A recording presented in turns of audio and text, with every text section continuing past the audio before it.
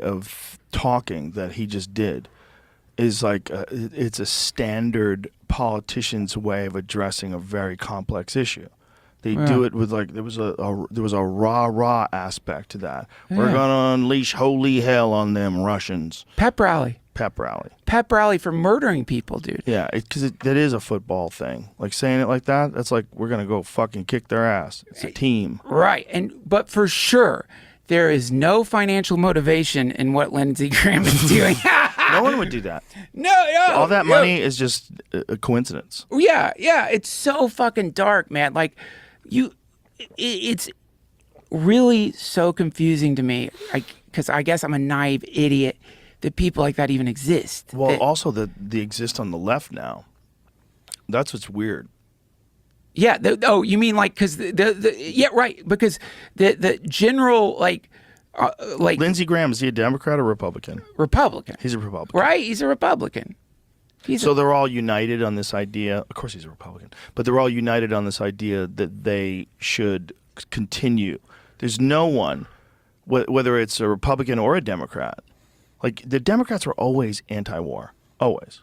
Oh yeah. Always. Oh yeah. This is the first time where the Democrats are like wholesale buying the narrative, and we have to stop Putin. We have to support Ukraine. I mean, how many Democrat peaceful people that used to have syringes in their Twitter bio now have a Ukraine flag? Right.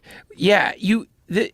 If you articulate just the general common sense reality that we don't want war. We don't want war. That we don't want anyone to die. I don't want Russians to die or Ukrainians to die. We want to elevate our species to the point where somehow we can get along with each other without like resorting to incinerating people. And because the message is coming from Trump, people completely dismiss it. But did you see that interview with him where he said I would end the Ukraine war in a day? Right. And he said, do you not want Ukraine to win? Do you want Russia to win? He goes, no, I want people to stop dying. Yeah. I saw that.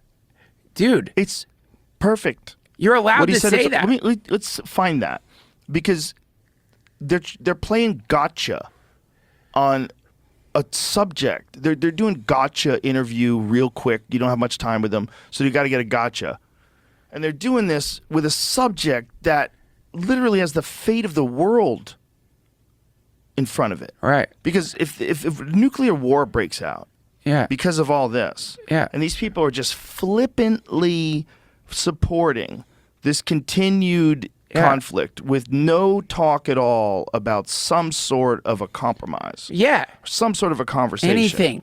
Or just starting a conversation. Starting one. Let's hear what he says. If I were president, and I say this, I will end that war in one day. It'll take 24 hours. I know Zelensky well. I know Putin well. I would get that ended in a period of 24. You can break that deal. 100%. It would be easy. That deal would be easy. A lot of it has to do with the money. A lot of it has to do with the military, that we're giving. But I would get that deal done within 24 hours. That war has to be stopped. That war is a disaster. Final thought. Are you going to win next year? Cool socks. No, that's not. A very good chance. That's not the same interview. There was another interview. A woman was interviewing him, I believe, and she asked, I think it was a woman, asked if he wanted Russia to win.